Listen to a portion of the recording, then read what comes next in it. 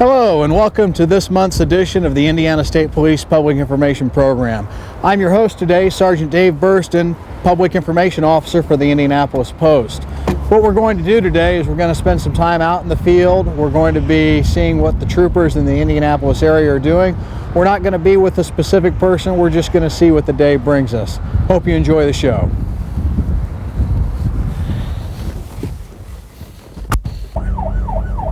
We're on our way to a no information accident with a vehicle that's supposedly inverted on 465 at 421. We don't know what injuries there may be, so we'll find out as soon as we get there. The accident scene is just about a half mile ahead of us. We had to turn around at Meridian to get back westbound.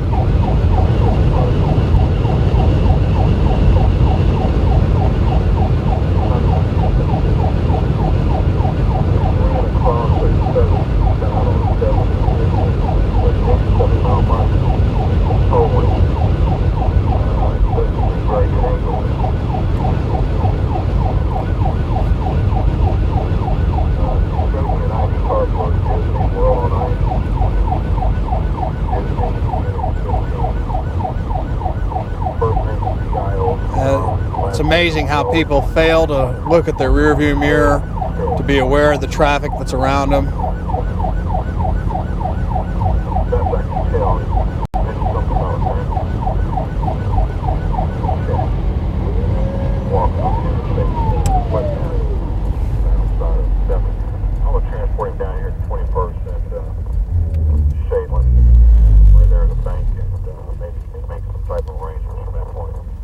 From the way people are acting, it looks like it's probably just a property damage. Seatbelts probably contributed to keeping it that way. We'll find out here in a minute.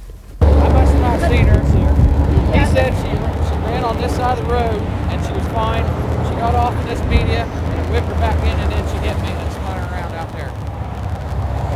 You got all your stuff there? You got your driver's license? Registration is copied in the car. Were you in the car by yourself? Okay. I bet you had your seatbelt on, didn't you? Yeah, I did. That's why you're out here walking and talking to us. I don't think that's... Okay. You told me to make sure I've got it right. The young lady here was in the right lane. The semi-tractor unit was in the center lane, and she was up kind of the rear of her car at the rear of his trailer, so she was beside him at the back end. He had his turn signal on. She couldn't see it from your point of view, and he started coming over. Then she came over onto the emergency berm and dropped off the edge a couple of times, then lost control of the car. Okay. I appreciate you stopping to make sure nobody was hurt, and you know, a lot of times people just drive on nowadays, so it's appreciated that you did that.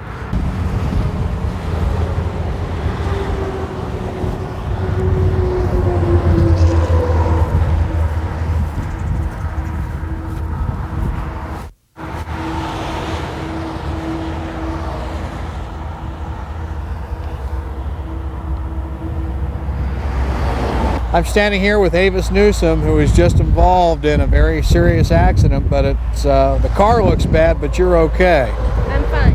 And why is that? I had my seatbelt on. That's right, you did. We're going to see about getting you nominated for the Saved by the Belt Club. Very fortunate. Tell all your friends about what happened to you, and especially encourage your friends that don't wear their seatbelts to please wear them. Wear your seatbelts. Yes. Thank you. Very important. You feeling okay? I'm fine. All right. All right. Thank you, Avis. If you're not wearing a seatbelt in an accident, here's what you get. You get to hit the inside of your car. You get to suffer massive fractures and lacerations, ride in an ambulance, and listen to people talk about you. You'll be pushed around on a gurney and tour a hospital. What do you think so far? Wait, don't answer. There's more. You'll be cited for not wearing a seatbelt. You'll lose time from work, watch your insurance rates go up, and pay enormous medical bills. As an extra bonus, you might be permanently injured or disfigured. Wearing a seatbelt in Indiana. It's time we take it seriously. These are members of the Bentel family. On a Sunday in September, they went to church, and afterwards they met the driver of this truck on an Indiana highway. He hit their car head on. One major problem, none of them were wearing seatbelts. This is Michael, here's Megan, this is Cassidy, and Cheryl Bentel. I thought this would only happen to you, but this happened in my family. Wearing a seatbelt in Indiana. Don't take it lightly. We're arriving on the scene of a burglary that was dispatched to state police a few minutes ago. The trooper has already arrived on the scene. It's a license branch. More than likely, what's been taken has been driver's license forms, but we're not sure. We're going to find out, and we'll speak with the trooper, watch and see what he's doing once we arrive. And we're here now. I was the first officer to respond here this morning. Apparently, sometime late last night, early this morning, someone broke out a back window here at the license branch and made entry into the branch. Ransacked a few things. It's not clear yet as to whether there's any lost plates or stickers involved. There's some currency that's been missing, some $900 some odd dollars. I asked for the assistance of a detective who was assigned, and also an evidence tech. We'll try to find some fingerprints, possibly take some photos of the scene. Might be some similarities of this crime that occurred here that coincide with a crime that occurred back in August. So we'll try to run that down and find out if there's anything that might coincide with what happened before. And we discovered that on a Saturday. Does Marion County take care of that also? Yes. I tell you the officer's name, Mosley. Just a deputy. Yeah. Here it is, broken window. Wait a minute, I gave you the wrong case number. Wait a minute, let me see. Hold on. Here is the break-in on the last robbery we had. It's 95-366-29A. 95 what? 366-29A. And then the broken window was this case report. Okay. The 09352. Yeah, that was the broken window where they shot the window out.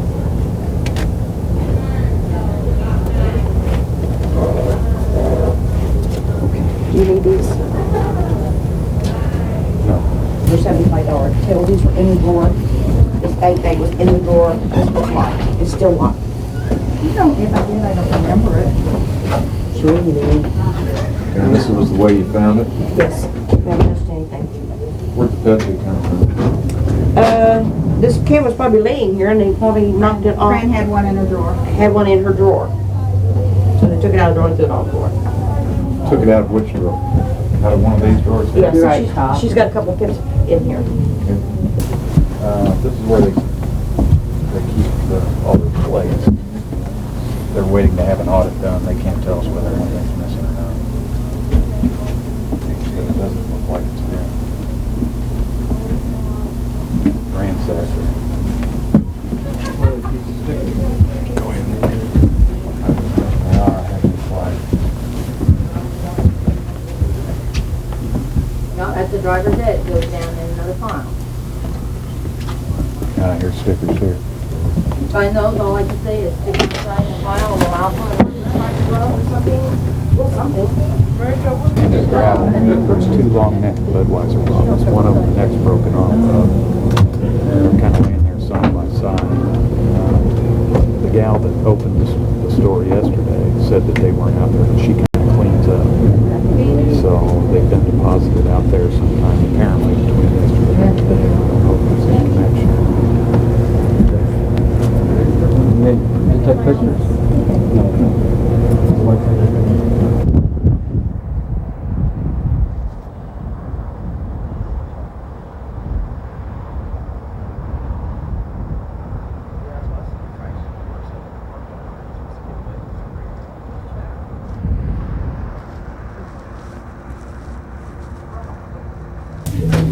And the perpetrators broke into the license branch and forced open a file drawer here, so I'm going to dust the file drawer and some of the money drawer, see if we can get any latent prints off of it.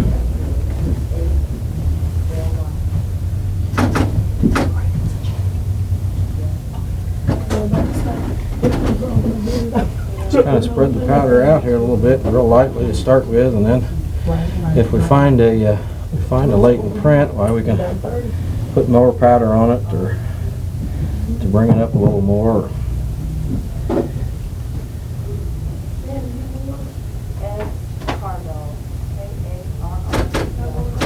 And this surface is just a little crinkly. It's not exactly a real smooth surface, so we're going to have a little trouble getting any good prints off of this.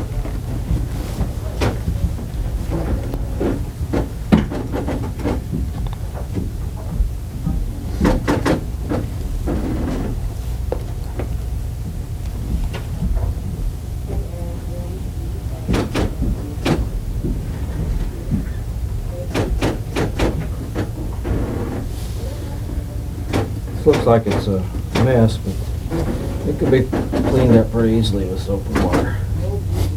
At least that's what I tell them.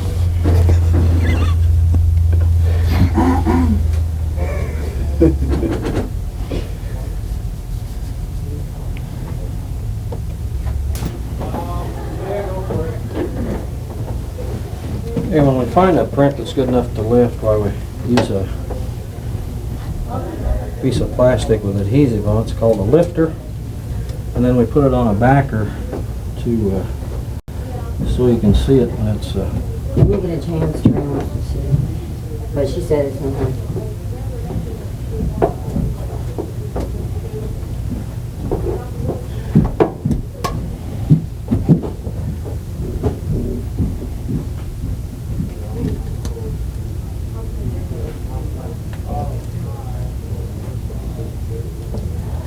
and it's a little difficult to see, but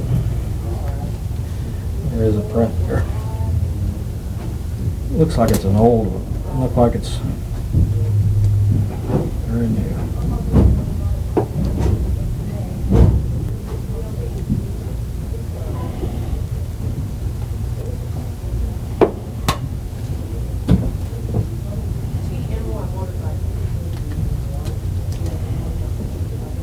That's pretty good. This is the area of the good latent fingerprint that the examiners can identify. Right here. Hey, let's go get some beer. I got a fake ID. What about those cops in the shop? What's that? You know, it happened to Amy. They put an undercover police officer in a store to catch people with fake IDs. Oh yeah, she lost her license for 6 months. Hey, let's catch a movie. That's cool. Local law enforcement agencies, in cooperation with the Indiana Liquor Store Association, are putting cops in shops to stop underage purchasing of alcohol. Funded by the Governor's Council on Impaired and Dangerous Driving. Hold on to dear life and every precious smile. We're only here together for just a little while.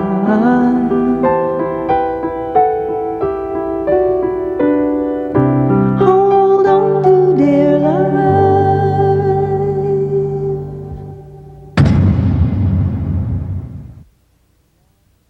Hi. I was involved with it. You're involved? Yeah, Okay. I was That's, tractors. all right, why don't we step on over here?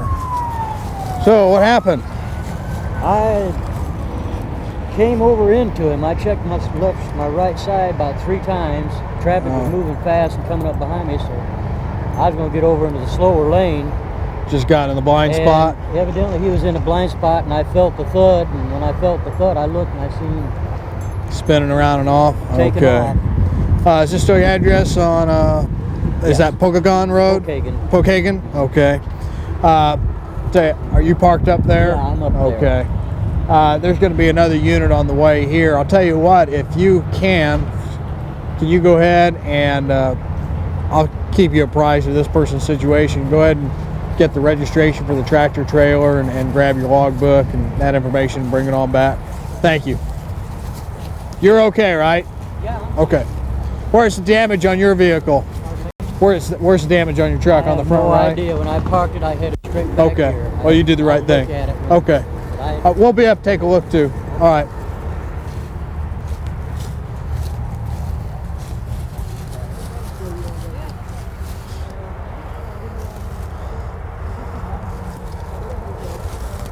He's the only occupant. Yes, sir. Okay, okay. Two guys on that end and two guys on this end. Here. Larry, you come here with me. Fence go clear down the bottom of the bend. Gotcha. You got it? Yeah, I got it. Yeah. Okay. Okay, ready to go.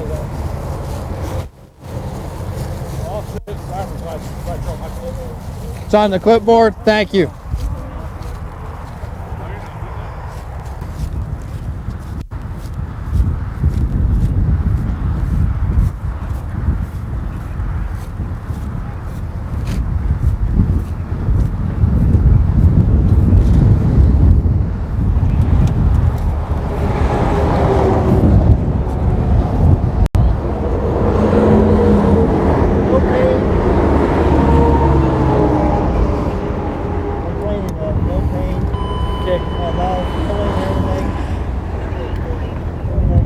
Indianapolis 5218.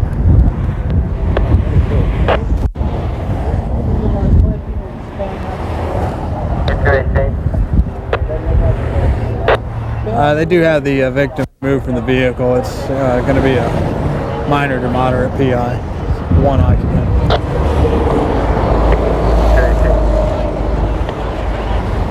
He didn't flip it, didn't get knocked out or anything. He just went down there and landed knocked out.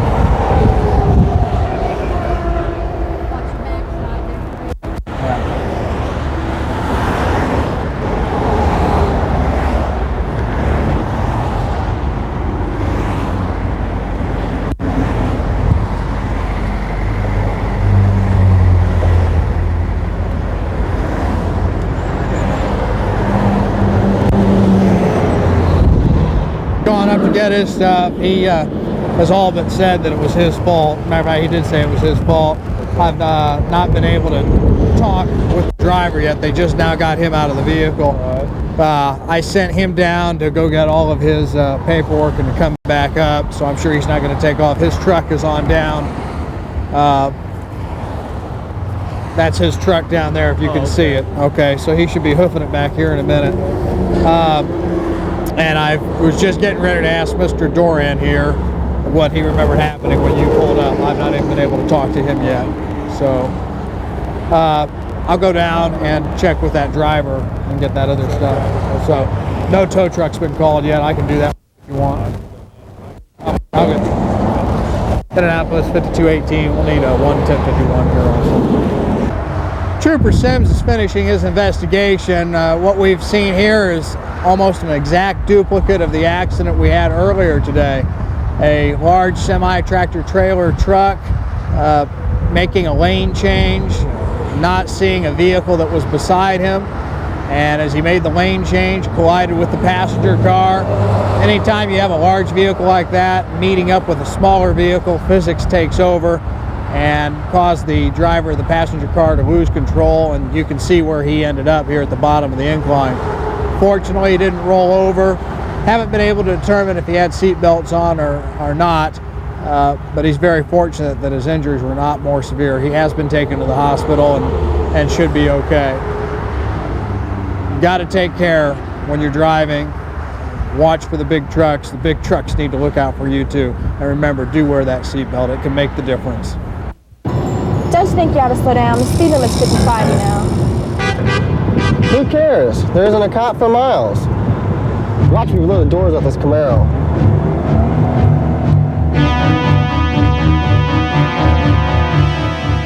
So, when do you guys get those Camaros? We've had them a while, and they really are helping us save lives. Have a nice day. Just when you thought it was safe to speed, coming to a highway near you, no one driving over the speed limit will be safe. Can you pass Indiana's new driving tests? Indiana's law enforcement is hitting the road looking for the drug-impaired driver, and they have a few new driving tests you'll have to pass. These officers have been trained in drug recognition. We can detect impairment from the illegal use of drugs. Pass Indiana's new driving test. Don't drive impaired. We started our day here at the Indianapolis State Police Post as we left from the front parking lot and spent a day on patrol, and you had the opportunity to see evidence being collected at a burglary scene and also several accidents and what caused those accidents. Well, we're bringing an end to our program today back at the Indianapolis State Police Post, 8500 East 21st Street. And we're inside the post and want to show you some of the things that happen here inside the building, where the calls come into and how they go out to the dispatcher and where people can come into to get help from the state police. So come on and let's take a look around the building. If a person has been a victim of a crime, for example, the gentleman that is filing a report now had his car phone stolen. He has come to the state police post and he's speaking with the trooper now who's filing a report. Unfortunately, in a case such as this, we likely won't be able to find out who took the car phone, but we're going to be able to help him, the victim, get the information necessary to file a claim with his insurance company. So all calls for assistance come into the post. People can also come into the post, as this gentleman has. For calls that come in, the information is gathered by the post commander as to whether it's an accident, where the accident occurred, or if there has been a property crime, if there's been a theft or a burglary, what the location is. And then after obtaining that information, it's passed on back to the dispatcher. And in just a minute, we'll go back there and see where the calls are dispatched from. We are here in the dispatch center. This is where all calls, once received from the post commander, and some calls come in directly, are then sent back to the dispatch center. Now you can see it's a little bit darker in this room. That's to facilitate the dispatcher being able to see the computer screen and to be able to keep track of the different parts of the console as calls come in. It's from this point that the dispatcher, Jim Willis here, would receive the information, look to see what cars are available out in the field, and here at the Indianapolis Post we serve a 4-county area: Marion County, Boone County, Johnson County, and Shelby County. So we'll watch for a second as he's working here. Section 3 advise them that my ETA is about 5 to 10. The dispatch job is a pretty demanding one. You've got to be multitask oriented. Aside from answering the telephone, talking on the radio, running the computer, sometimes a trooper or the post commander comes in wanting information. So literally, sometimes the dispatchers feel as if they need to have 4 arms and 5 sets of eyes and a couple of extra hands. From the dispatch center, we've come back to the report room, and you can see there are a number of troopers here completing paperwork on reports, also on accidents that have occurred earlier in the day. And this is where all that work is completed if it's not completed in the field. So we're going to step on out to let them continue their work, and I'm going to take you to the front part of the post where people can pick up copies of accident reports. We're back up toward the front part of the post. This is the area right next to where the post commander is. Many times people need to get copies of their accident reports for insurance purposes, and this is where copies are obtained. I need to caution that each state police post only keeps accident records for the accidents that have happened in that area. So you have to wait 5 to 7 working days for the report to be completed by the trooper, turned into the post, and then processed. And then for a nominal fee, you're able to pick up a copy of those. Now, many times your insurance company can do this for you, and that's what you're paying the insurance companies to do, to take care of that legwork for you. But should you need a copy of it, you would come to the state police post, assuming the original accident report was taken by the state police. Hope you have enjoyed today's program. This brings us to the end of our day. We're here in the State Police training room now, where in-service training is completed for troopers, and also various meetings that are involved in running state police operations. So for this program, I hope you've enjoyed it. You've seen a full activity of a day's worth of occurrences with the burglary at the Bureau of Motor Vehicles, also with the 2 accidents that we saw, and the tour of the post. So hope you've enjoyed it, and as I always try to remind everybody to do, when you're out driving around, you never know when an accident could happen, so please remember to buckle up. The life you save could be your own or that of somebody you love. Until next time, drive carefully. Bye-bye.